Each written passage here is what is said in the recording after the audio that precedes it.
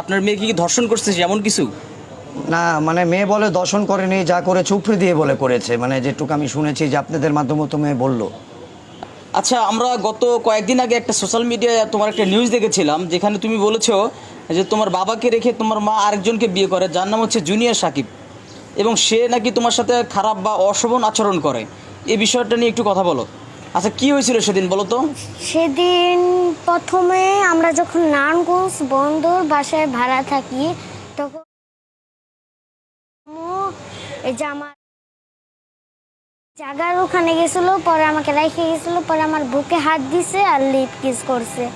তারপরে আর যখন আমরা কেরানীগঞ্জের বাসায় থাকি তখন আমার সাথে খারাপ কাম করছে আর বুকে হাত দিছে আর লিপ কিস করছে। তারপরে আমরা যে বাসায় বর্তমানে আমার আম্মু থাকে সে বাসায় একই কাজ করছে। ঈদের 4 দিন আগে আমার আম্মু মার্কেটে গেছিলো রাইখা, পরে আমার ঠোঁট লাল হয়েছিল। তারপরে আমার আম্মু আমাকে জিজ্ঞাসা করছে, পরে বলতেছে না, পরে আমার আম্মুকে আমি সব বলছি। বলার পরে উনি ঘুমাইছিল, পরে কোরআন শরীফ নাই দেখে ঘরে কায়দা ছিল, পরে কায়দা দিয়ে করা হয়েছে। বলছে আমার আম্মুকে বলছে বইনা মাপ চেয়ে ওরে ওর বাবার কাছে দিয়ে দে, এবারকার মতো। আমার আম্মু পরে মাফ করে দিয়েছে, কইছে আপনার সাথে আমি সংসার করবো। মামা উনিও বলছেন তোমার সাথে সংসার করবো। তারপর আমাকে ঈদের পরের দিন দিয়ে দিছে আমার আব্বুর কাছে। দিয়ে দেওয়ার পর এটা আমার বাড়িয়ালনি আন্টিকে বইলা দিছে আমার আম্মু, ওনার বন্ধু বান্ধব যা সবাই আসলো সবাইকে বলে দিছে। বলে দেওয়ার পর আমার আম্মু 2 লাখ টাকা আর একটা V22 একটা ফোন নিয়ে পালাই গেছে উনি। আমার আম্মু ওয়াশরুমে গেছিল, তারপরে থেকে এক কাপড় চোপড়ে চিন্তা করেন, এক কাপড় চোপড়ে বাইরে হয়ে গেছে। পরে আমার আম্মু খুঁজা পানিকে পরে ঘরে খুঁজছে, পানি ভাবছে পরে রয়েছে।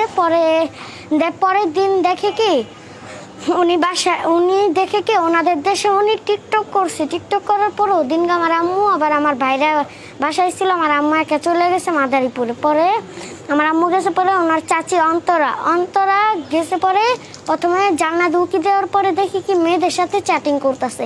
চ্যাটিং করে বলছে আমার টাকা আর আমার ফোন নিয়ে তুই আইসা পড়ছো, তার এখন মেয়েদের সাথে চ্যাটিং করতেছো এই কথা বলছে। পর দরজা খুলছে, দরজা খোলার পর আমার আম্মু জাবরাই ধরছে। জাবরাই ধরার পর আমার আম্মুকে ধাক্কা দিছে। পরে ওনার জুনিয়র সাকিবের চাচা বাচ্চু আমার আম্মুকে চুলে ধরে ইচ্ছা মতো অনেকগুলা থাবড় দিছে। পরে ওনার চাচি অন্তরা হাত পাও সব বান্ডা, ওনার চাচি অন্তরা মারছে, ওনার মেজু ভাইও মারছে। নাম হলো রাকিবও মারছে, জুনিয়র সাকিবও মারছে। জুনিয়র সাকিবের মা আলিয়া বেগম উনি আমার আম্মুকে চুলে ধরে মারছে। তার বাবা প্রথম দিন মা এনে। আচ্ছা মাগো, আমি তোমাকে একটা কথা বলি, সেটা হচ্ছে জুনিয়র সাকিব তোমার সাথে যে কাজটা করেছেন এরা কি তোমার মা জানতেন? না, আমাকে ডর বই দেখাইতো, বইলো না তোমার আম্মু ই করবে। আর তোমার আম্মু অনেক ডর বই দেখাইতো। কে ভয় দেখাতো তোমাকে? জুনিয়র সাকিব তোমাকে ভয় দেখাতো যেন তোমার মাকে তুমি যেন না বলো। জি। তো তুমি তোমার মাকে কি বলছিলে? ঈদের 4 দিন আগে আমি বইলা দিছি। তোমার সঙ্গে সব অশোভন আচরণ করার চেষ্টা করছে 5 বার। তারপর তুমি বলছো? হ্যাঁ, আমার আম্মু পরের ঈদে আমাকে রাইখা গেছিল ঈদের 4 দিন আগে। তারপর আমার আম্মু আইসা দেখছে আমার ঠোঁট লাল, তারপর আমি সব বইলা দিয়েছি। আমার আম্মু জিজ্ঞেস করছে পরে। তোমার আম্মু যখন জানলো যে তোমার সাথে এরকম সে চেষ্টা করছে, হ্যাঁ, তখন তোমার আম্মু কিছু বললো না? আম্মু তারপর কায়দা নিয়ে গেছে এটা সত্যি কিনা। তারপর কার কাছে, তোমার কাছে না ওর কাছে? ও দুইজনকে কায়দা ধরাইছে। পরে মানে কোরআন শরীফের যে কায়দা ওইটা ধরাইছে? হ্যাঁ, তারপরে উনি সত্যটা সব বইলা দিছে, পরে আমিও বলছি। আমারটা তো আমি প্রথমেই বলছি। তারপর তোমার আম্মুর রিঅ্যাক্টটা কি ছিল? পরে আমার আম্মু বলছে থাক, আপনাকে আমি মাফ করে দিলাম। তারপর আমাকে দিয়ে দিছে ঈদের পরের দিন। তারপর এটা সবাই জানাজানি হয়ে গেছে, এর জন্য উনি জানাজানি যেহেতু হয়ে গেছে এর জন্য মোবাইল আর টাকা নিয়ে পালাই গেছে ওনাদের দেশে। তোমার আব্বুরে তখন কিছু বলো নাই পরে? না, আমার আব্বুকে কিছু আম্মু বলতে না করছে। আচ্ছা, তারপর কতদিন পরে তো আবার তোমার আব্বুরে বললা এই কথা? আব্বুকে বলি না, যখন নিউজ হয়েছে, নিউজে আব্বু দেখছে, আব্বু জিজ্ঞাসা করছে এটা কি সত্যি কিনা। আমার আম্মু বলছে হ্যাঁ সত্যি। তো এখন তুমি কি চাও, মানে তার কি বিচার দাবি করো? আচ্ছা মাগো, আমি আরেকটা কথা বলি, সেটা হচ্ছে তোমার মা যখন জানতে পারলো যে তোমার সাথে এই ঘটনাটা ঘটেছে, তারপরেও কি তোমার মা কি জুনিয়র সাকিবের সাথে কি ঘর করতেছে, সংসার করতেছে? জুনিয়র সাকিব মাপ চাইছে, পরে আমার আম্মু মাফ করে দিছে, নরম মনের মানুষ মাফ করে দিছে। পরে মাফ করে দেওয়ার পর আমার ঈদের একদিন পরে আমার বাবার কাছে আমাকে দিয়ে দিছে। ঈদের একদিন পরে জুনিয়র সাকিব এবং তোমার মা তোমার আগের বাবার কাছে ব্যাক করে দিচ্ছে তোমাকে? আমার বাবার কাছে তোমার বাবার কাছে ব্যাক করে দিচ্ছে। আচ্ছা, তোমার বাবাকে যখন তুমি বলেছিলে, আচ্ছা তোমার বাবা এখানে আছে না? ভাই একটু জানতো, আপনি যান সামনে যান, সমস্যা না, আপনি সামনে যে কথা বলেন, আপনি চেয়ারে যাই বসেন। আপনার সাথে প্রিয় দর্শক শ্রোতা, আমাদের সামনে আছে এই যে লক্ষ্মী মামনির বাবা। আমরা তার বাবার সাথেও বিষয়টা নিয়ে কথা বলতে চাই, আমরা কথা বলবো। ভাই ভাই না, সমস্যাটা ক্লোজ হয়নি তোমার? নিয়ে আসো, দিকে নিয়ে আসো।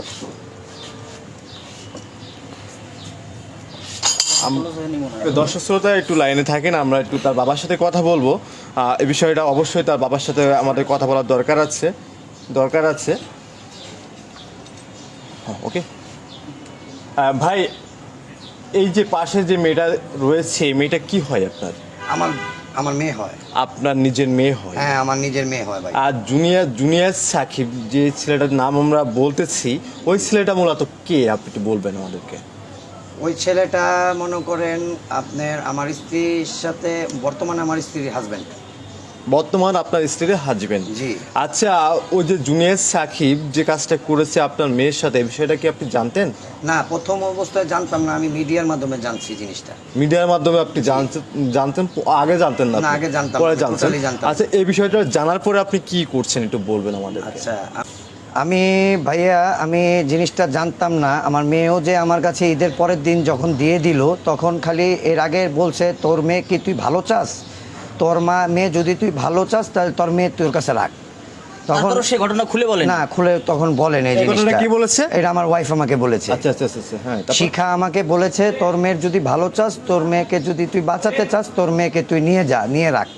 তখন আপনার স্ত্রী আপনাকে এই কথাটা বলেছে? আপনার মেয়ে মানে? হ্যাঁ, আমার মেয়ে। তার মেয়ে না, আমার মেয়ে। আচ্ছা। তখন যখন আমার মেয়েকে একটা রাস্তায়, মানে আমার বোনের বাড়ির বাসার সামনে একটা রাস্তায় আমার মেয়েকে যখন রেখে গেল, তখন ফোন দিয়ে বলছে যে ওই জায়গায় দেখ তোর মেয়ে দাঁড়ায় আছে। তখন যাই দেখি আমার মেয়ে একটা ঈদের ড্রেস নিয়ে সে দাঁড়ায় আছে একটা ব্যাগ হাতে। তখনও আমার মেয়ে আমাকে বলেনি, যে সমস্ত ঘটনা খুলে বলেনি। যদি আমাকে সে খুলে বলতো, আমি কিন্তু মাদারীপুর যখন আমাকে যেতে বলেছে আমি যেতাম না। আমি মাদারীপুর যে নিজে নির্যাতন শিকার হতাম না। আমি আমার নিজের বাসায় থাকতাম, এবং কি করণীয় যায় সেটা আমি ভাবতাম, বা যে ওরকম আমি কোনো পদক্ষেপ আমি গ্রহণ করতাম। তো আমার বর্তমান যে অবস্থা, আমি ফাইন্যান্সিয়াল দিক দিয়ে খুবই সমস্যাগ্রস্ত, যার কারণে আমি কিছু করিনি। তো আমার বউ যে বাসায় ভাড়া থাকে, সেই বাড়িওয়ালার সহযোগিতায় সোনারগাঁ থানায় একটি সাধারণ ডায়েরি, হয়তোবা সাধারণ একটা ডায়েরি, সোনারগাঁ থানায় একটা সাধারণ ডায়েরি করছে আমার স্ত্রী। বড় কারণ হচ্ছে আমার বউর পরকীয়ার কারণে। আজকে আমার বউ যদি তাকে লাইনা দিত, তাকে সঙ্গে সঙ্গে আইনের আওতায় তুলে দিত, তাহলে কিন্তু এত কিছু হয় না। আজকে আমার বউর দুর্বলতার কারণে আজকে আমি আইনগত কোনো সহযোগিতা আমি পাইনি এই পর্যন্ত, বা মনে করেন আইনের আমি কোনো থানায় বা কোনো কিছুতে আমি যেতে পারিনি। আর আমার মেয়ে আমাকে বাবা হয়ে, তার বাবা সে আমাকে খুলেও বলে নেই। সে যদি তার আত্মমর্যাদার ক্ষেত্রে সে আমাকে কোনো কিছু খুলে বলেনি। এটা হচ্ছে আমার মেয়ের ব্যর্থতা। আর আমার ব্যর্থতা হচ্ছে আমি আইন শৃঙ্খলা রক্ষাকারী বাহিনীর কাছে আমি আমার মেয়ের সঠিক বিচার চাইনি। এটা হলো আমার ব্যর্থতা। কিন্তু আমি একটা জিনিস বলবো, যে কাজটা করেছে, আপনাদের মাধ্যমে আমি দেশবাসীকে বলতে চাই যে এটার বিচার হওয়া উচিত। তাকে আইনের আওতায় এনে তাকে পর্যাপ্ত পরিমাণ শাস্তি, যেতটুক নারী ও শিশু নির্যাতন দমন আইনের ভিতরে 1999-এ যে মাননীয় সংসদ, আমাদের মাননীয় মন্ত্রী, বর্তমান আমাদের প্রধানমন্ত্রী জননেত্রী শেখ হাসিনা যে নারী ও শিশু নির্যাতন ট্রাইব্যুনাল গঠন করেছে, সেইটার আওতায় এনে তাকে শাস্তির ব্যবস্থা করার জন্য আমি দেশবাসীর কাছে এবং মাননীয় আইন শৃঙ্খলা রক্ষাকারী বাহিনীদের কাছে আমি আকুল আবেদন জানাবো। আচ্ছা, মানে সে বাহ্যিকভাবে যতটুকু তার সাথে হেনস্থা করা দরকার সেটাই করছে? হ্যাঁ, সেটাই করেছে সে। আচ্ছা, এখন বিষয় হচ্ছে এটার জন্য আপনি কি চাচ্ছেন? তারা একটা মানে শাস্তি দাবি করতেছে। হ্যাঁ, নারী ও শিশু নির্যাতন, এটার জন্য তো মামলা দায়ের করতে হয়, তাই না? মামলা দায়ের করতে হয়। এটা আমি মামলা দায়ের যদি আপনাদের সহযোগিতা পাই, তাহলে অবশ্যই আমি মানবাধিকার সংস্থা আছে, বিভিন্ন নারী সংগঠন আছে, তাদের মাধ্যমে মনে করেন আমি এটা আইন প্রয়োগ করে তাকে আইনের আওতায় এনে তাকে যেভাবে হোক শাস্তি দেওয়ার জন্য আমি আকুল আবেদন জানাবো আপনাদের মিডিয়ার মাধ্যমে এবং কি আইন শৃঙ্খলা রক্ষাকারী এবং বিভিন্ন নারী সংগঠনের মাধ্যমে। কিন্তু ভাই আরেকটা কথা আছে, যেহেতু এই ঘটনা কতদিন হয়েছে? ঈদের আগে, রোজার ঈদের আগে। আগে, কিন্তু আপনি এখনো পর্যন্ত কোনো মামলা করেননি কেন? আমি মামলা ওর মার জন্য, ওর মা বলেছে যে সোনারগাঁ থানায় আমি জিডি করছি, এন্ড করছি, সেই করছি, এগুলো ওর মা আপনার বলেছে। আপনি এটা বিশ্বাস আচ্ছা, আমি আরেকটা প্রশ্ন করি আপনাকে, আপনি কতদিন আগে জানলেন যে হচ্ছে আপনার মেয়ের সাথে এরকম একটা অনৈতিক কাজ করা হয়েছে? এই কিছুদিন ভাই, বেশি দিন না। কতদিন হবে তাও আনুমানিক? এই আনুমানিক মনে করেন 8-9 দিন। 8-9 দিন? জি। আচ্ছা, যখন জুনিয়র সাকিবের সঙ্গে আপনি একা একা বা দুজনে মিলে লাইভ করেছিলেন, জি, তখন কিন্তু আপনি এটা কি বিষয়টা জানতেন যে আপনার মেয়ের সাথেও সে এসব? না না না, তখন তো এই সমস্ত কিছুই আমি জানি না। কেননা আপনার মনে করেন আপনার তখন একটা পর্যায়ে ছিল যে যখন তার সাথে আমি প্রথম সাহসী কণ্ঠ নামে একটি অনলাইন মনে করেন ফেসবুক একটি ভাইরাল মনে করেন নিউজ প্রোটোকল আছে, যখন এখানে মিডিয়া নিউজ করতে গেছিলাম তখন আমি অনেকগুলো কথা বলেছিলাম যেগুলো সম্পূর্ণ জুনিয়র সাকিবের শিখানো। হ্যাঁ, আমার বউকে ট্র্যাপে ফালানোর জন্য আমি শিখে দিয়েছিল, সেইভাবে আমি জিদ্দে কাজ করেছি কথাগুলো।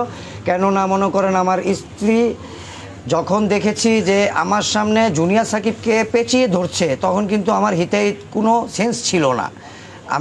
কারণ আমি 12 বছর সংসার করেছি, আমার 11 বছরটা মেয়ে, আমি কিন্তু এখনও তাকে অনেক ভালোবাসি। কিন্তু সবথেকে বড় দুঃখের জন্য কথা হচ্ছে এত বড় একটা অনৈতিক কাজ সে করেছে যা ক্ষমার যোগ্য না।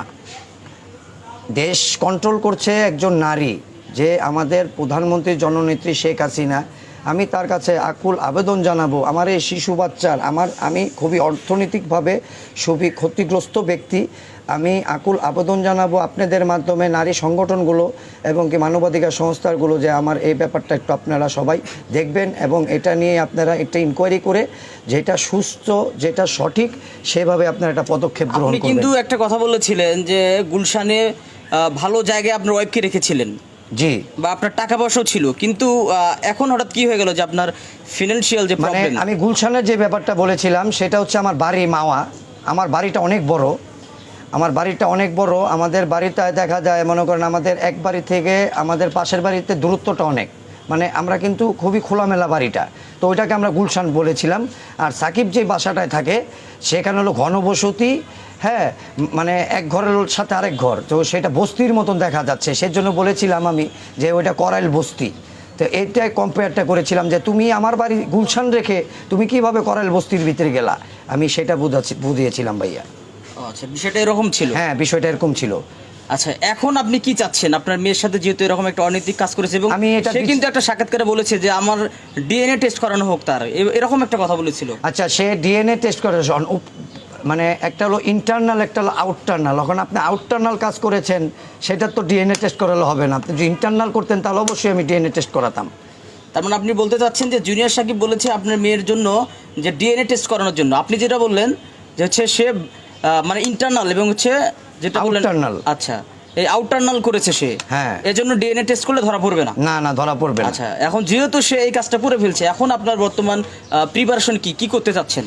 প্রিপারেশন হচ্ছে আমি তাকে মনে করেন আপনার মাধ্যমে, বিভিন্ন নারী সংগঠনের মাধ্যমে এবং কি মাননীয় প্রধানমন্ত্রী, স্বরাষ্ট্রমন্ত্রী আসাদুজ্জামান খান এবং পুলিশ ঊর্ধ্বতন কর্মকর্তাদের সহযোগিতায় তাকে আইনের আওতায় এনে সে যেন এরকম কোনো কাজ আর জীবনে না করতে পারে, তার বিচার ব্যবস্থা করা আমার আপনাদের কাছে এটাই আমি কাম্য করি যে তার বিচারের আওতায় আনা হোক। আচ্ছা, আশা করব ভবিষ্যতে যেন এই ধরনের কাজ কেউ না করে, সেই বিষয়ে সচেতন হোক সকলেই।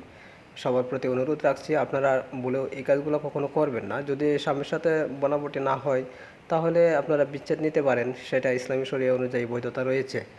আর সেই ক্ষেত্রে বলা যায় যে এই বিষয়টা আইনত দণ্ডনীয় অপরাধ, যেহেতু এটি একটি অপরাধমূলক কাজ আর একটি মানুষের গোপনাঙ্গ, এটি ইম্পর্টেন্ট একটি পার্টস, হ্যাঁ, সেটি হরণ করা বা কেটে নেওয়া এটা আসলে কারোর পক্ষে রাইটস নেই।